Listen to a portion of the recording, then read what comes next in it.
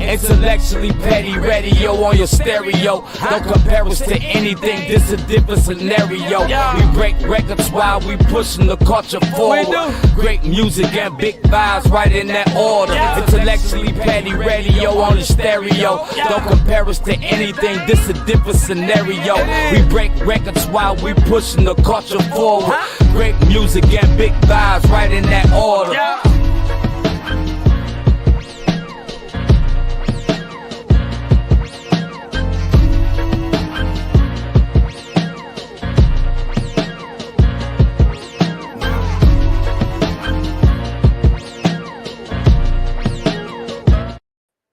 And you're now tuned into another episode of Intellectually Petty Radio, brought to you in conjunction with Nerve DJs Radio and the Beautiful Machine Magazine. You already know, man, every week, every hour, every year, we only rock with legends around here, and today is absolutely no exception. This nigga is one of the most influential business minds musically of his time. It doesn't get any better than this individual, one of the smartest niggas since brains were invented. My guy, been knowing this nigga for decades at this point. Big Heff in the building. How you doing, Kane? Everything good. What's popping with you, Jobs? I'm doing all right, man. How's life? It's good. It's I feel like it's in a great creative process right now. Of course, steady with the music stuff, but like recently I've gotten into like film and television, and then also, you know, like on your side, being in the podcast world, the radio world, and also the TV world. So just getting my other components of being a music executive and putting the right things that's around me.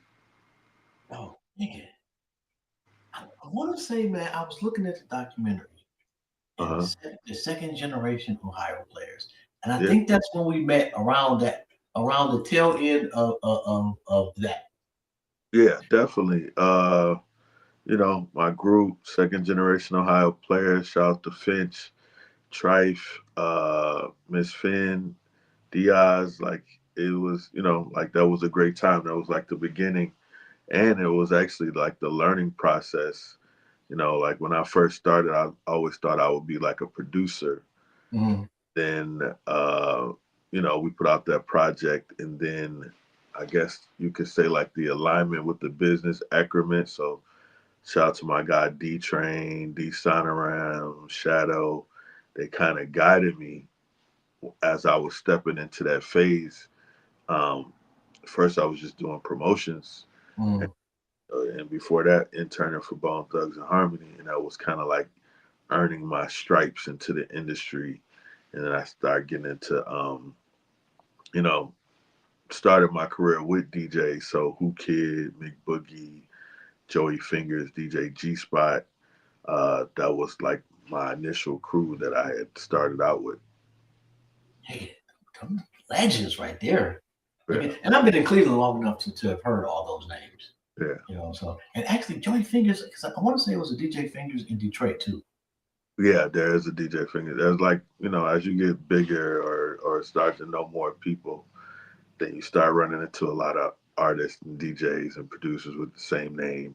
But Joey Fingers is, you know, the guy. He's a good guy for sure. Legend. Who Kid is crazy though. Yeah, you know what? And the crazy. He did his thing though. Yeah, so one of the like my favorite stories, like Hall of Fame type stories, is that 50. This is like the whole M50 D12 Shady Records craze. 50's in Cleveland, and at the time, this is like some 02, 03 stuff. They're in town. Who Kids just telling me like, "Yo, I want to hook up with this kid named LeBron. He's the best basketball player." And I said, "Oh yeah, I know him." And my dude Ricky from Akron introduced me and Brian back in the days. He was keeping in touch. You know, so invited him down to the show. He came down to the show. This was ironically, he was in Detroit. Came home from the Pistons game in Detroit, and came down to the show, introduced him and Fifth, and after the show we on a G Unit bus, and literally, I was just like, I think it would be dope for LeBron to do some drops. Who Kid was like, well, Damn, you just went like silent. I can't hear you. yeah. So he was Who Kid got him to do the G Unit drops. He did the drops. I was on a bus. His team was on there. The whole old G Unit crew was on there. Yayo, Banks, Buck, all that. And that was the only official mixtape LeBron ever hosted in his whole career. So I feel special that I was a part of creating that and making that happen. Yo, speaking of 50, do, uh, do you look at the Ti 50 shit as healthy, or are we venturing into problematic? It's healthy. I mean, you're talking about two multi millionaires, so Yeah, everything's good. It's just rap music right now. 50 getting his ass handed to him right now, bro. Ti is in his bag completely. Well, I mean, no, it's only one sided. So how That's can the you? problem. You got to speak up, bro. Nah, no, you don't. Sometimes silence is the best answer. Not on this one, bro. I don't. I think he ran up on the wrong individual, and Ti is going to be relentless. Like I've heard a new song almost every day for like four days or some shit like That's okay. Sometimes silence is the best answer. that. I swear, man. Okay, what's the biggest bag you fucked up? The biggest bag I fucked up, uh, Mm-hmm. man. I think it's all going through a growing process. So when I was younger, it depends on what you define as the biggest bag. One, but You define it. I think a lot of times we invest in the artist or into situations. Probably the biggest bag that I fucked up was my time, bro. Like just wasting it on so many Mm, other artists that either quit or, once the situation did arise, they kind of showed their true colors. So there mm. goes 6 to 8 months or 6 months to a year worth of work, and you could have done something else with your time. Yo, that's that. Yeah, man. I think that's the perfect answer right there, bro. Like, no, you can make money back. You can't get time back. Like that's Yeah. one of the things that. So if you talk about off and on, if you're working with artists 6 months to a year at a time, like mm, sometimes you might go through 3 or 4 artists to get to the right situation. So that's 3 or 4 years. Do they ever come back and say, "Damn, my bad. I kind of fucked up X, Y, and Z." Oh yeah, they try to do it in a very polite way. Um, some disguised as, "Yo, I apologize, I was wrong," or "Hey, I'm just checking on you," or, or but yeah, they often dub back, and a lot of times if you got an artist and you tell them some of the good stuff to do, you might have an argument or a blowout about it, and then they stick with their decision, and then they figure it's the wrong thing, you know. Mm. So it happens though, for sure, for sure, for sure. We on intellectually petty radio, and we're not being petty today. We're just being intellectual. I don't know. I think I'm petty every day, but that's another story. Okay, so second generation, you move on from them. At Uh, what point do you decide, you know what, I think I can take over the world musically? you know what? At first, I just wanted to, of course, you always think about your city first. Then I thought about my state. Then I thought about my region. And then when I became a national, it gave me a chance. Like that was like one of the greatest things. Like kind of being around D12 and 50 is like it Mm, gave me a chance to see the whole country. And then as you move from regional, then you're just thinking about national things, how to route things, how to break artists, which pockets that certain music works in certain pockets, and meeting all the right people to make those things happen. And but the world is a very, very big place. So, I always think of like now that I'm learning about tech and more of the business outline of doing things, it goes in phases. So, and I think that I was kind of right, spot on with, some of the things that I developed. All right, so let me just off memory. Let me see if I can remember some of the names you fuck with. Meg Thee Stallion, Yeah. Cardi B, Yeah. T Grizzly, Yeah. Future, Yeah. Sleazy. For sure. Oh, yo, that nigga's so dope, bro. By the way, Yeah. yeah, Yeah. fuck with him. New album out right now. I Want Blood. Uh, you know, so me and Sleazy forever tied in with each other, but um, it's been a good run. Like I can't a lot of big records, a lot of big artists, and one of the things that I always say is like I did it from home. Like I never left, traveled a lot, of course, but Hmm. all this stuff is done from home. Did it without hating. Did it with a lot of integrity. Um, did it when even people that I looked up to, uh, tried to downplay what I was doing. So I That's think, fucked up shit too, bro. They say some of the toughest shit is meeting your idols.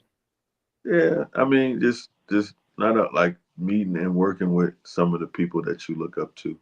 Yeah. So I think one of the great things that I got a chance to experience, like Black executives, Black excellence. So at 300, it was working under Kevin Lyles.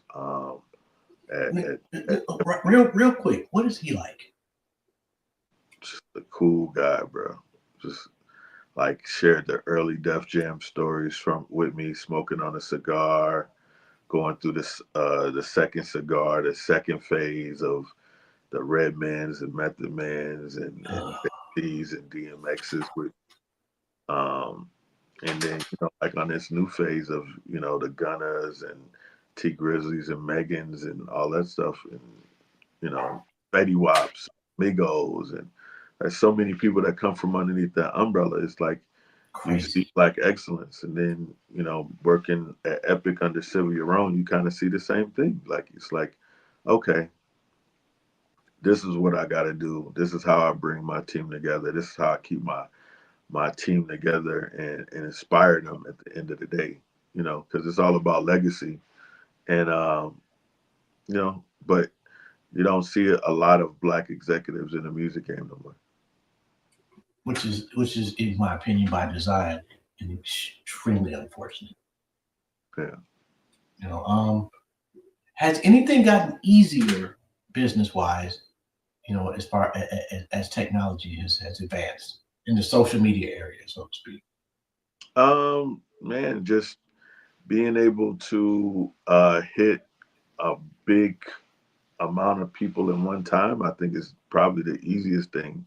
Um, we went from promoting from city to city to just promoting on social media or digitally, and that saves a lot of travel miles. I want to say, Hmm. uh, and I think like probably like the with the whole AI renaissance. I mean, uh, experience that's going on now.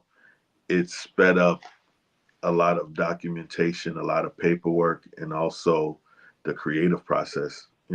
So uh, for the people that write music, it gives and can't sing, it gives them a voice, a tone, an I think experience. it devalues them.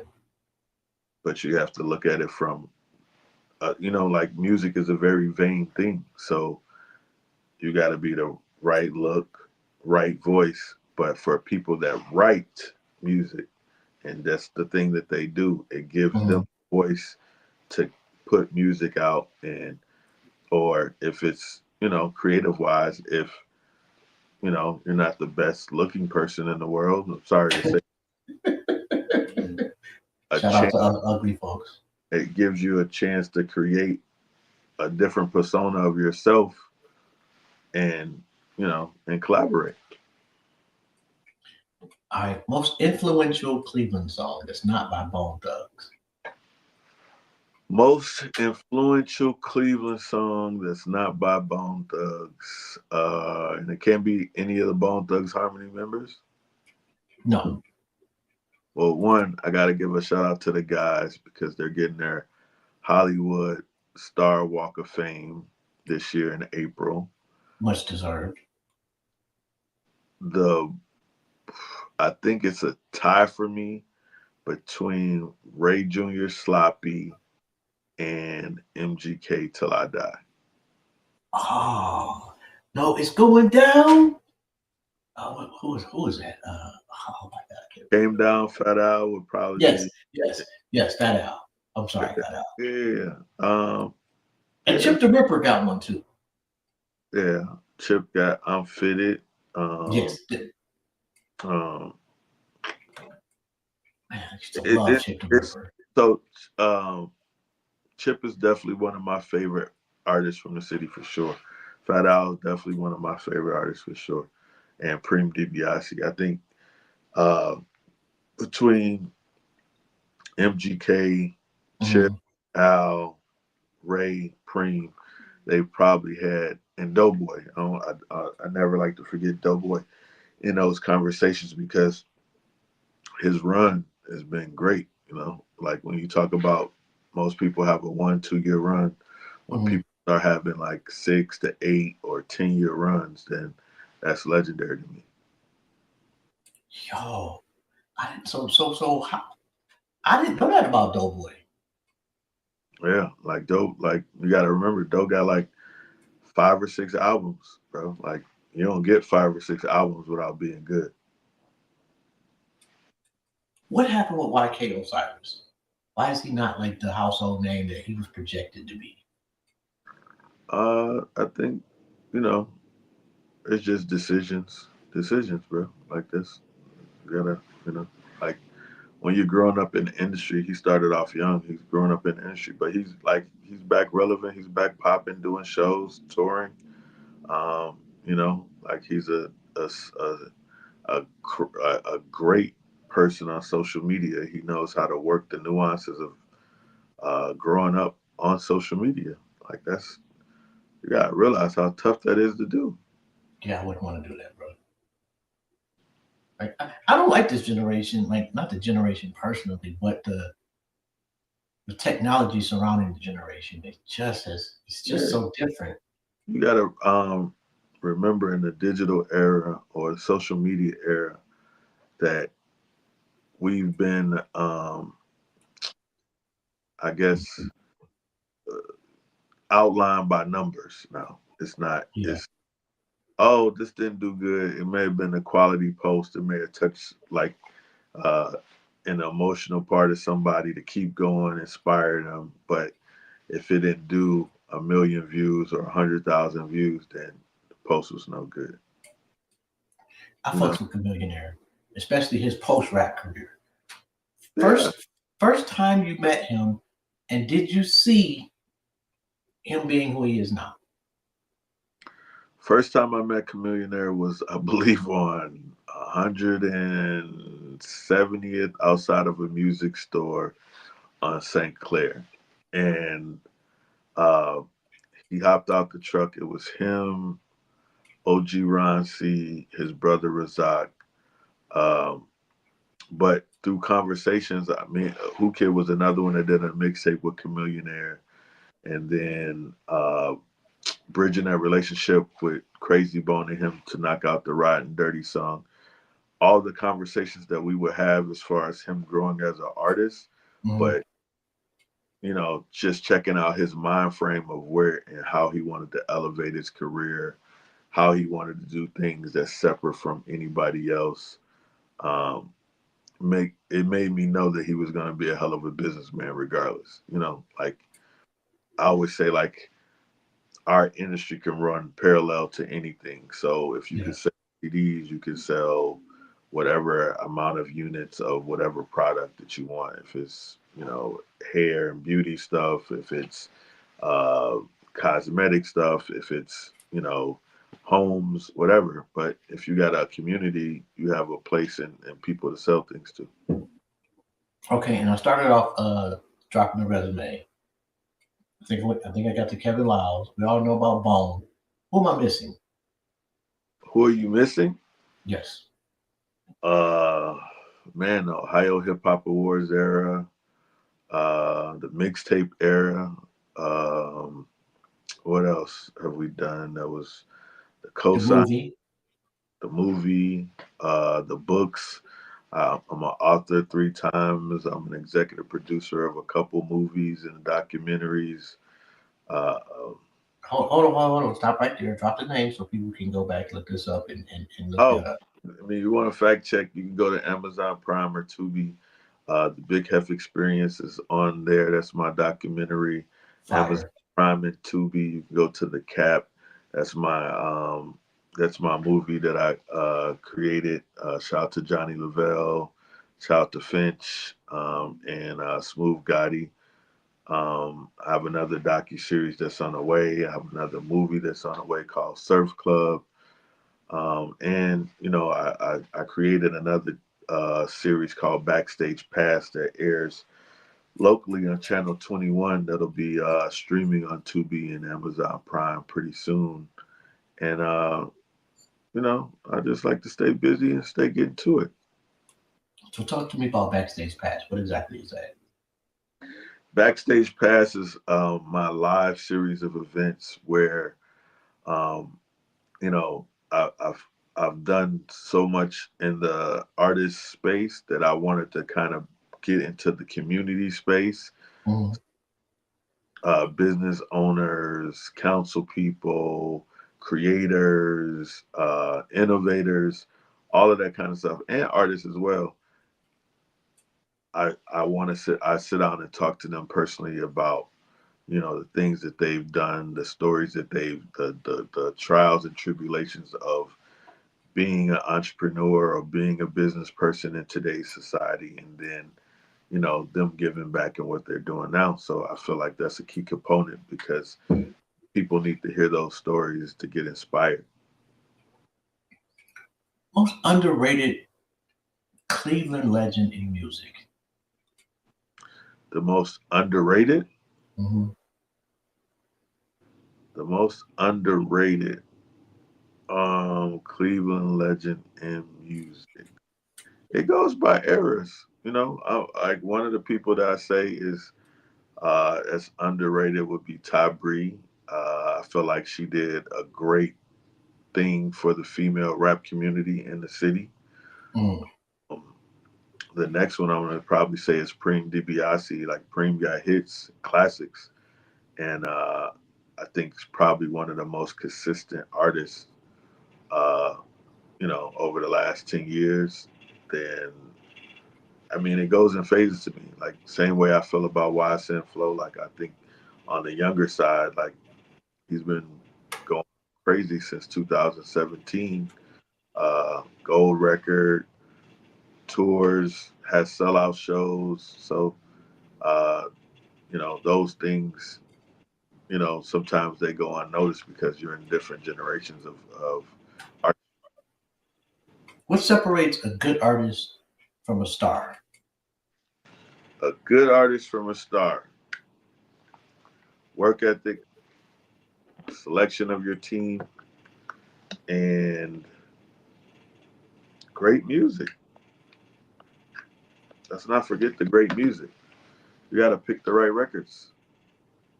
Who'd you miss on? Who came to you like, here's my shit, and you was like, eh, and you look up and like, damn, should have fucked with her. Uh, who did I miss on?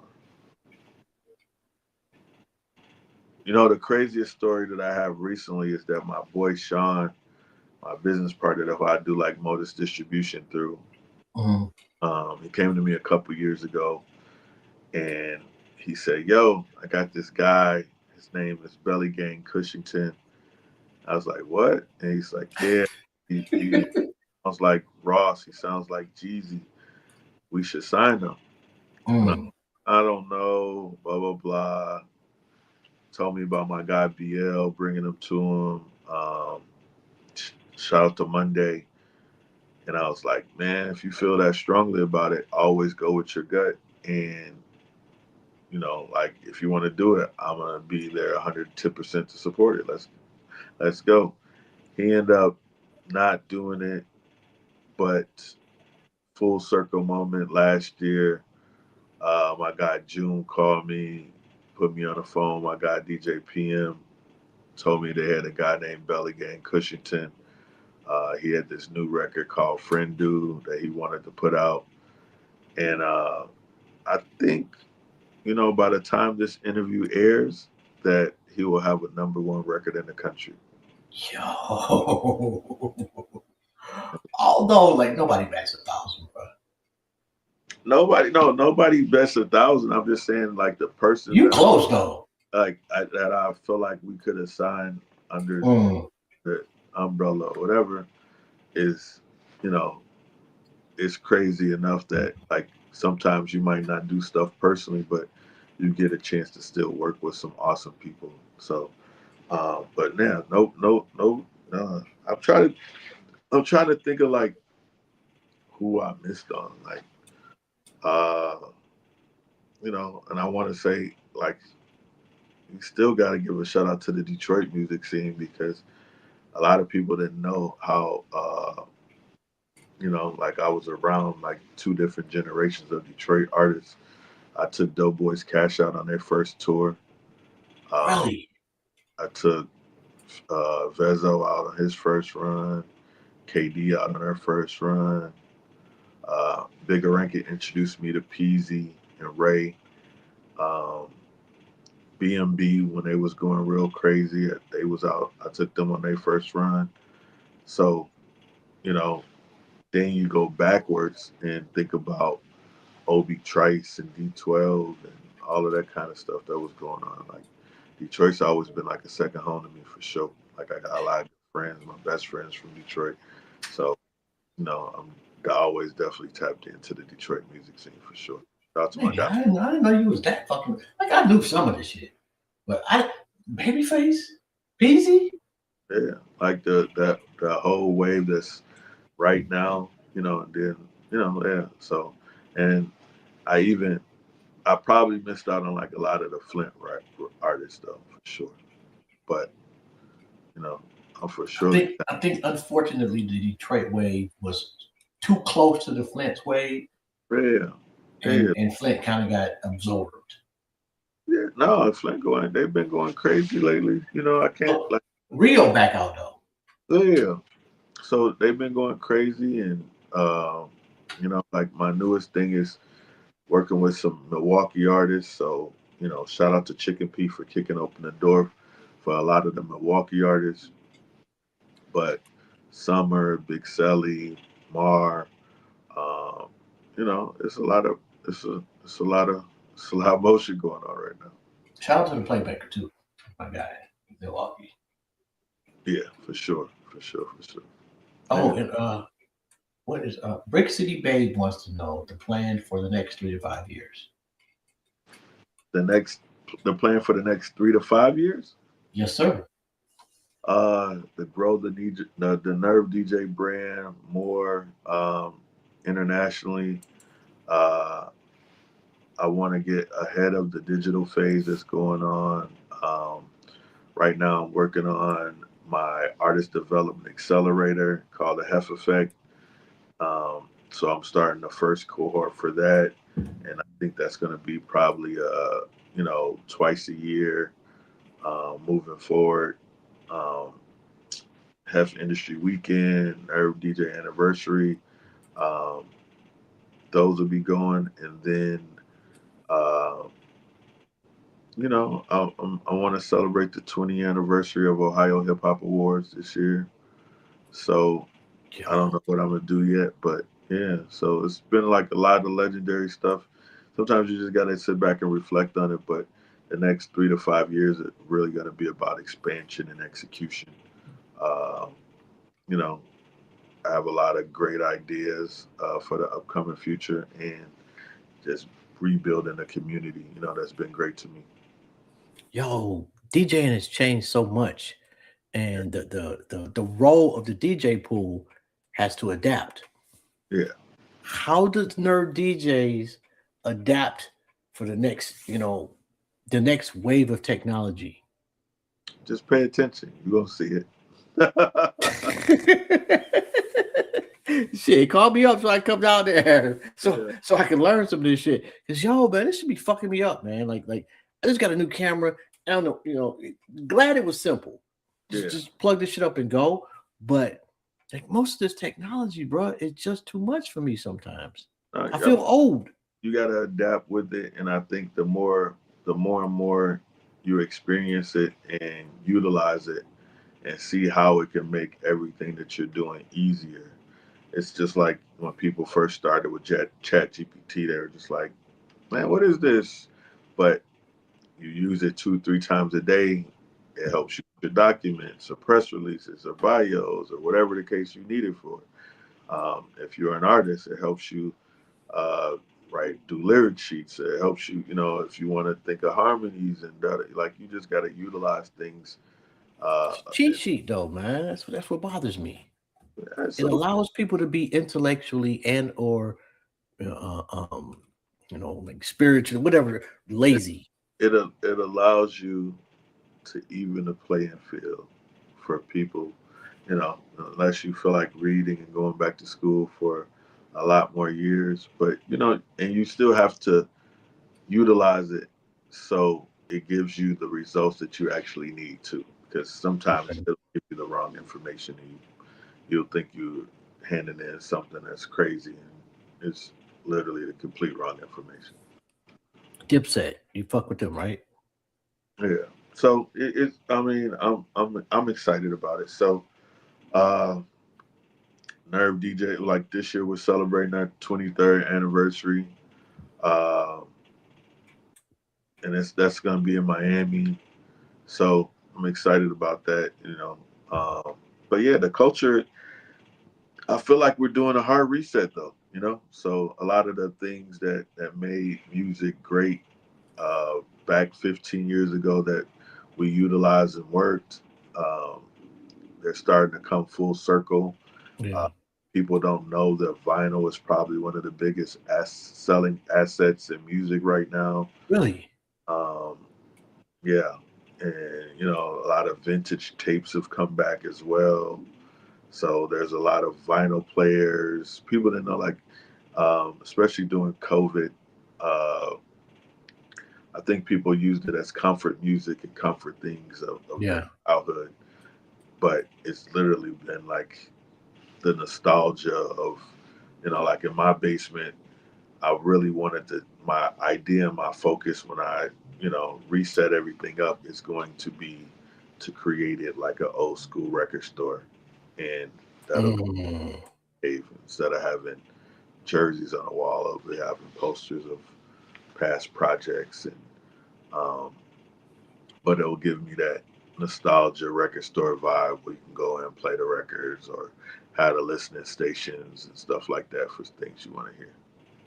What? Okay, so you had a fucked up day. Oh, well, I won't say fucked up. You had a long day. You're tired as hell. You come in the house. You want to listen to something. You put on a record. What's your go-to? Go to, it just depends on which era that I'm in. I mean, if I'm in my 90s bag, I'm probably going to be playing like some Rakim, BDP Karis one, Redman, um, and then if I'm in my like 90s, 2000, I'm probably gonna listen to Kanye or Drake, or Jeezy.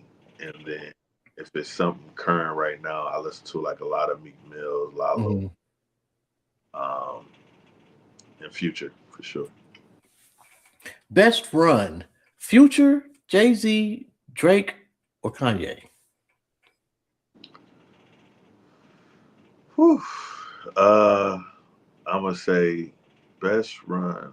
I gotta say Drake's run has got to be probably the best, but more or less from Alpha to Omega, it may be Jay-Z's run because the things he's done off the rapper side and more on the business side has been amazing. Like Your talk, man's at like $3 billion now. yeah, you talk about NFL, NBA partnerships, athlete management company, artist management company, streaming company, liquor company. Like his portfolio is kind of crazy. So, and it's not taking anything away from Drake either. It's like merch on the Drake merch is crazy. The touring is crazy. Uh, he's racked up a lot of accolades in film, and he's done it relatively just being an artist. So which is that's amazing. I think the gambling is fucking with him though. You said who? The gambling for Drake. Oh yeah, I mean, come on, bro. Like, I think I mean, he's got the money where he can do it. I'm not saying he's gonna go broke, but that would prevent him from, like, Jay-Z was pretty much focused on being like the richest motherfucker. I think the gambling thing was $100 million deal, so it's not like it was But either I, like I said, I'm a show, so you be in the petty side and just don't clip me and no crazy shit. I'll send it to you first, man. And I know, but I know you, man. You're like one of the most disciplined motherfuckers I've ever encountered. Yeah. And, I feel like you have to be in this day and age because if you have goals, bro, like if you're not disciplined, like of course you can go out and have a great time, but who gonna make you sit home and work and have that laptop open at 4 o'clock in the morning, or who gonna be on the phones making phone calls and making sure this artist gets recognized and gets, like, if they put the work in the studio and they're doing all the things that you ask, like who's gonna beat them phone lines up, or who's gonna make sure they're in the car on the road to make sure they visit a market and maximize out of each market. So you have to be disciplined, and like I always just think about teamwork, and my team got to be disciplined with me. Like we can celebrate, but let's celebrate the victories. Let's celebrate the number ones and the plaques and the awards and all that kind of stuff. Like it will be fine. do you ever celebrate, bro? Uh, Internally, for sure. Like intern, small victories. Some of the big victories, of course, but internally though, not in public. Like you're the most even kill nigga I know. Like I see the Ohio Hip Hop Awards. You talking, and it's the same guy I see when we at the studio. Yeah, I The mean, same guy. If I see you at the grocery store, it's just it's like you don't revel in the highs and you don't let the lows get to you either. I don't think you should, like, if you just saying the highs, like it's such an emotional thing Mhm. because one, you accomplished the goal, but the same, like, people will they'll try to take that joy away from you. Yeah, So you could be celebrating, oh, I just won an award, and then the people that didn't win an award are like, oh man, he don't deserve it, or he yeah. don't. Why Not saying you in it? a lot, but I'm just saying, like, they will try to take that away from you. So no matter if you win or lose, you have to still be the same person. Most impressive comeback in hip hop. Most impressive comeback in hip hop. I used to always think it was, like, back in the days, I used to always think it was LL Cool J because he would be like on one album, off one album, Yeah. album. Yes. Yes. But as I go through it now, um, who would be my most impressive? Right now, personally, for me, it's Meek Mill. Like, I thought he Mhm. was fire last year. Like, I don't know, all his collaborations was on point. All his music was on point. Um, and mm, I love the way that they're celebrating Grand Poobah social media wise lately. Um, most important, most best comeback. I would say Gunna. I'm gonna say, He I'm gonna, went through a lot and I'm, came back and made beautiful fucking music. and he's an A-lister now, so Yeah. it's one of the like. I would say Gunner too. Got you. That's very good. That's uh, just do. Yeah. I mean, I don't know the dude or whatever, but He put out 3 albums since he all this stuff happened. So yeah. yeah. Yeah. And he didn't come out and he didn't run from shit. No. Everything been good, bro. He been running, health wise, changed his image, put out great music, been touring. He's been kind of spot on. All doing this without the help from the media. Which is important. Just him and the fans. That's it's J. Cole-ish. Yeah. Like if you say nothing else, but you may not be a J. Cole fan, but J. Cole doesn't need you to be a fan. No, Like the fans that J. Cole got are going to die J. Cole fans. that's a fact. J. Cole is like great MC, great album, great comeback album. That is a comeback album. People don't know, but yeah, I'm gonna go Gunner for sure. What do you still love about the game? Music, music for sure. Sun up to sundown, music. Like Last time somebody gave you the chills musically. um, I think like one Meek. Uh, I thought like the Leaks Little Baby project was dope. Like it put me into it put me back into being 2019, 2018 baby, as far as just hungry and aggressive. Mhm. Last time somebody gave me the chills, I listen to a lot of new artists, so that's gonna be on my underground side, and it might be for my latest signees. So I can't say nothing yet. Oh, man. I'm not. Yo, Lil Baby is like.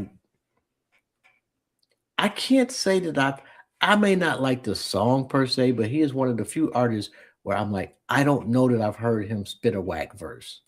No, he's solid. He's solid, bro. Like the crazy part about it, but was it 2017? I was in the car with T Grizzly. I was in the car with T Grizzly. We riding. I'm driving, I think, or the driver's driving, but I got Lil Baby. This is before he was a big rapper. This is first or second mixtape type thing. And T says, "Who you listening to?" I said, "Man, it's Lil Baby, hard. I swear, he hard." And he's like, "What?"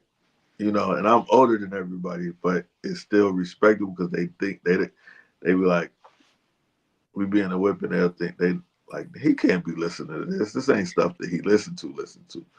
But I'm going, so he called baby on the phone, like, yo, bro. He's like, my OG bumping your stuff, bro. He's like, what?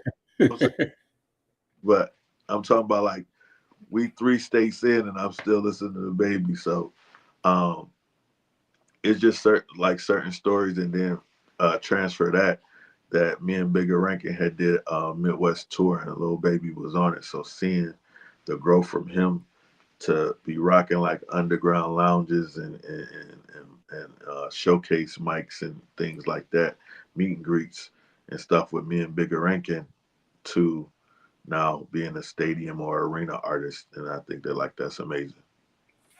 Yo, that's crazy. At what point do you say, okay, I've done my job, and basically kick them out of the nest, so to speak?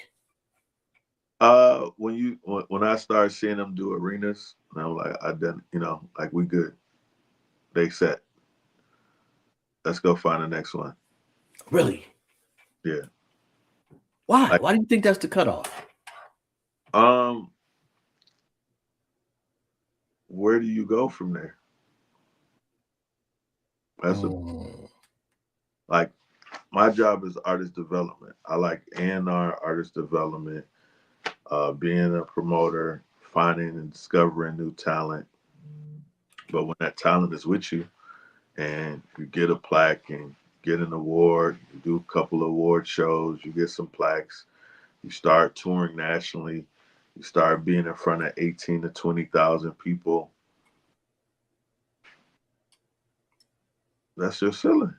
You just get bored, huh? I need to go back from day one. Let me go back and see if they always say if you can't if you good, you could do it again.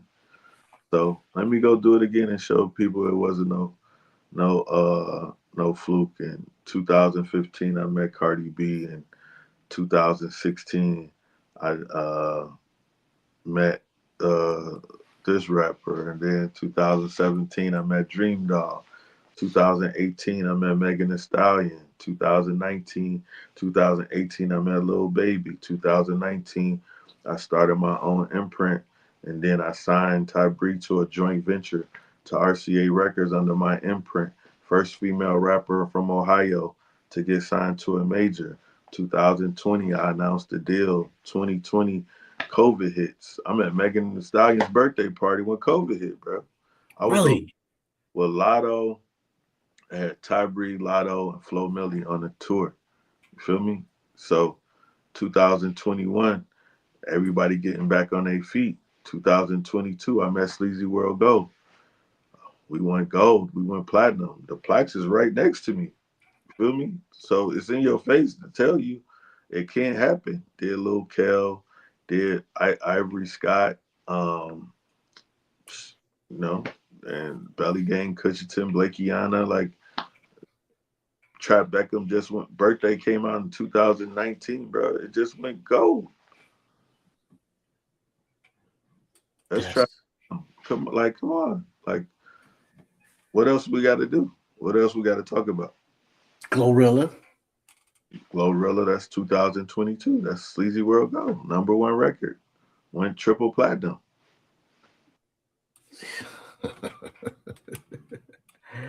What's she like? Cool.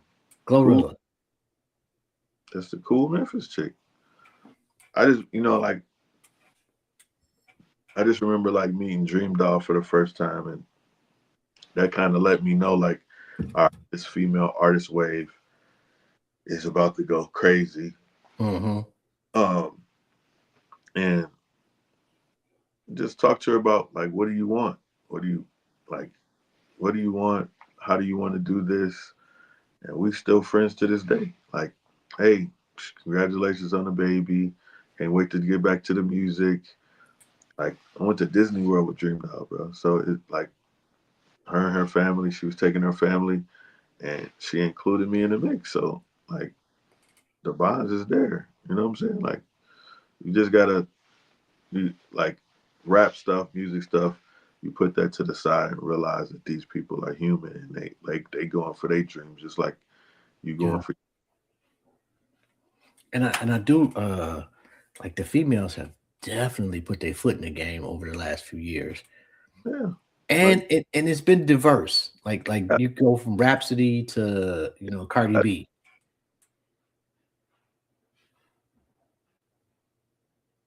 Hello?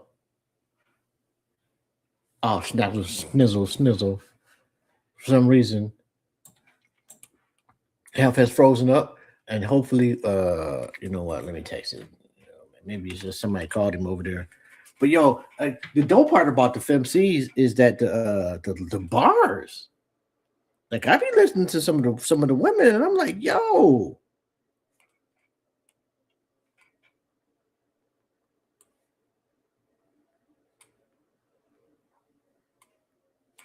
So let me take him out of here real quick, because apparently he's just not gonna unfreeze. But yeah, some of the chicks that I've heard, and I don't want to be disrespectful. Some of the young ladies that I've heard, because I don't know if somebody will take chicks as being disrespectful. And I guess I could see it. But anyway, the bars that I've seen, I've seen some of the freestyles and shit. And the women is coming with the shits. And I think that's one of the fields, outside of like business or whatnot, where the playing field is completely equal. All it takes is your thoughts and your ability to render those thoughts out verbally.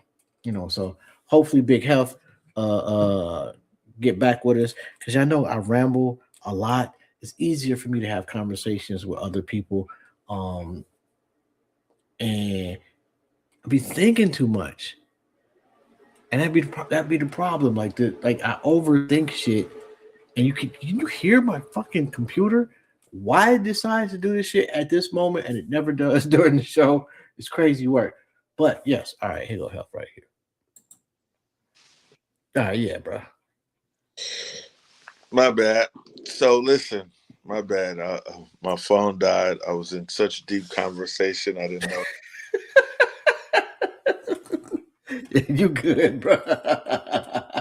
Yo, turn your phone to the side, though. Wait, hold on. Go. There you go. Yo, where is the? You say the Nerve DJs having a shindig. Where is it? Where's that gonna be at? In Miami. May 14th through the 17th in Miami. So, what role do you play at the Nerve DJs? Innovation. I don't know. I'm the vice president of the Nerve DJs. So it's Johnny O, and then there's me. Then there's I think it's broken down by regions and states underneath that. Mm-hmm. And we've been rocking, bro. We've been rocking for a long time. Man, I started the DJ conference call 15 years ago. So, so just think about that commitment of time. Like, DJ conference call 15 years ago. I started touring a year before that. So the street industry the industry tour turned into the streets most wanted tour. Then we started doing our anniversary conferences and bringing in high level execs, high level label reps, industry just trendsetters, influencers, etc. That like it went from 250 DJs to over 5,000 DJs. So the DJ community, even when people wanted to push it to the back of the music industry, it's still something that's thriving, and it's still something that's cultivating. My thought process now is just to figure out to put the data and the analytics with the DJs that we can make something great happen for the community. Yeah, I'm definitely interested in that part right there, bro. Like that's the wave right there. Like if everything is about information now. Yeah, you wanna have that, and like I want artists to have those analytics. I think that's the thing that helps drive them to do better and focus on the right things to do. So yeah, I'm happy. I'm really enthusiastic about getting more active. I've been doing a lot of things. I started a television show. I started a podcast. My podcast airs on Revolt.